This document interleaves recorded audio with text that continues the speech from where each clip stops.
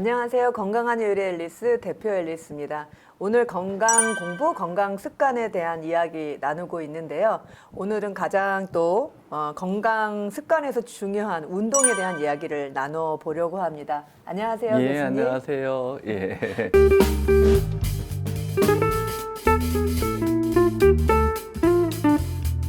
교수님은 좋아하시는 아니면 즐겨서 하시는 운동이 뭐 있으실까요? 걷기죠.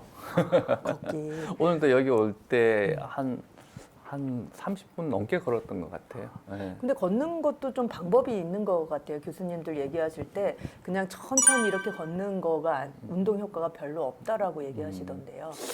안 하는 것보다는 걷는 게 도움이 되죠. 근데 정말 우리가 그 건강을 위해서 걷는다고 그러면은 숨이 가빠야 돼요. 약간 빨리 걷거나 해서 백화점 쇼윈도우 쳐다보듯이 걸으면은 약간 노동에 가깝고요. 그 다음에 조금 보면서 걷고 나서 약간 숨이 가빠서 안녕하세요 인사할 수는 있지만 사람 토끼 노래야 뭐 노래 이렇게 토끼야 이렇게 노래 부르다 보면 약간 길어지면 숨 가빠서 못할 정도. 네. 그 정도 해주시면은 생각보다 운동량이 대단해요.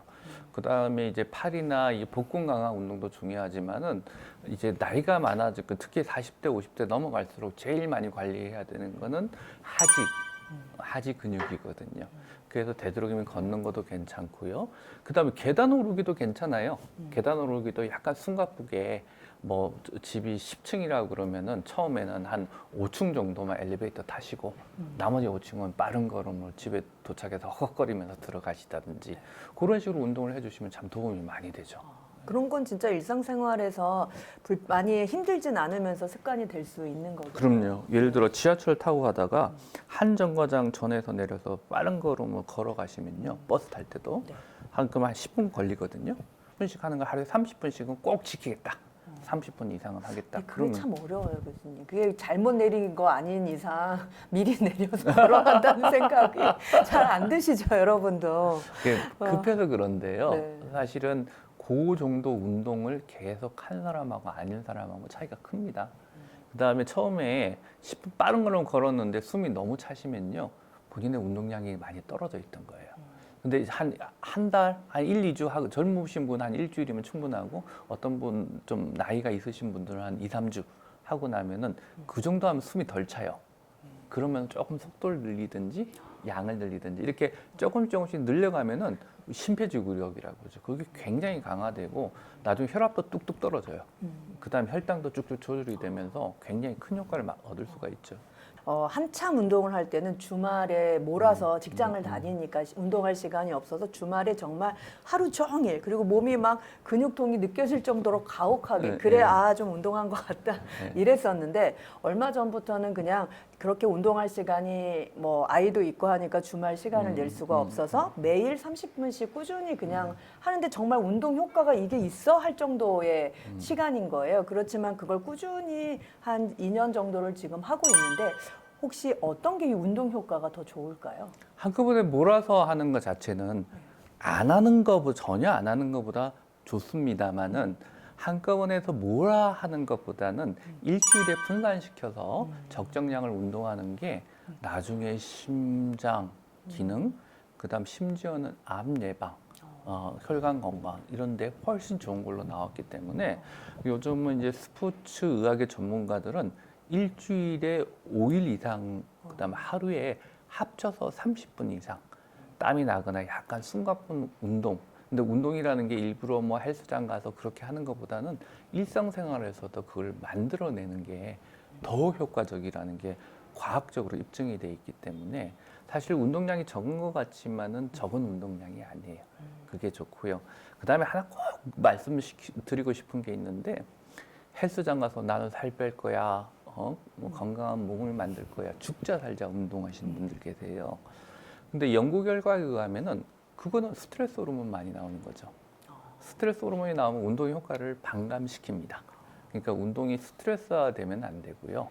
이런 운동을 할 때 본인이 제일 스트레스 덜 받는 형태로 고르시면 돼요. 그래서 예를 들어 대표님 같으신 경우는 뭐 저렇게 움직이는 게 뭐 실내 자전거 좋다고 그거 아시면 되고요. 어떤 분은 아이고 나는 그런 거 싫고 장 보러 갈 때 좀 빨리 걸어갈 거야. 그게 재밌어. 그럼 그렇게 하시면 되는 거고 어떤 특정 운동이 좋다는 이야기는 아닙니다. 원칙은 그렇게 숨가쁘고 그런 것도 심장이 좀 빨리 뛸 수 있게 몸 전체의 균형을 잡아주는 운동. 이왕이면은 다리 같은 큰 근육을 움직일 수 있는 운동. 그걸 권하는 거죠.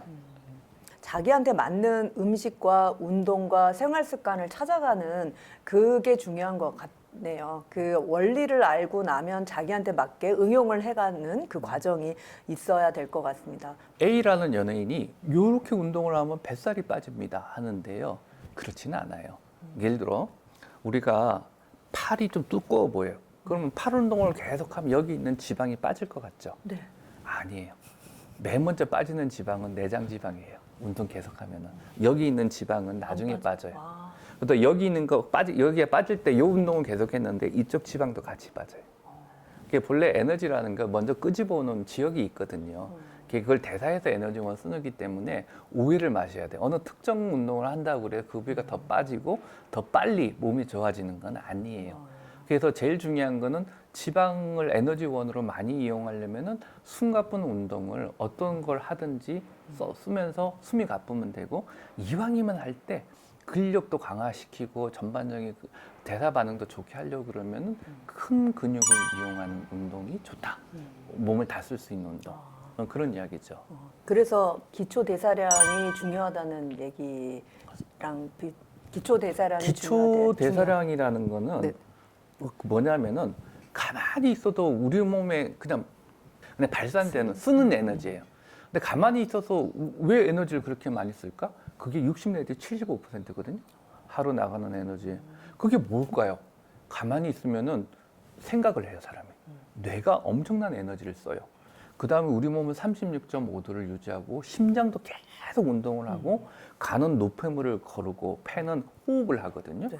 또 우리 장은 계속 움직여요. 그럴 때 쓸 수 있는 에너지가 가만히 있어 나가는 에너지 60에서 75%거든요. 그러면 그 기초 대사량을 높이면은 먹어도 잘 안 찌겠죠. 나가는 에너지가 많으니까. 우리 몸에 그러면은 기초 대사량을 유지하거나 높일 수 있는 좋은 방법은 근육량을 늘리는 게 제일 늘리기가 쉬워요. 근데 다이어트를 그냥 오늘부터 살 뺄 거야 하고 끼니 거르거나 극단적으로 단백질을 안 먹거나 극단적인 다이어트를 하면요. 맨 처음에 빠지는 거는 지방이 아니라 근육 빠져요. 그럼 기초 대사량이 떨어지죠.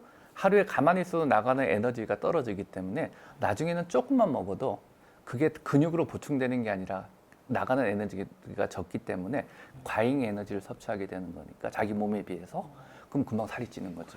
그게 요요 현상의 원인이죠.